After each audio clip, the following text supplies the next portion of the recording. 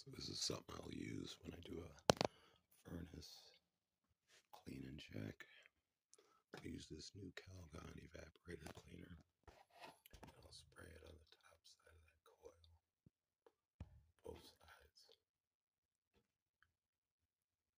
That way it'll clean that coil up for the AC season. And the air comes up through there, but it still gets a little dirt bypass that gets in the fins here. So this is a evaporator coil foam, no rinse, coil cleaning.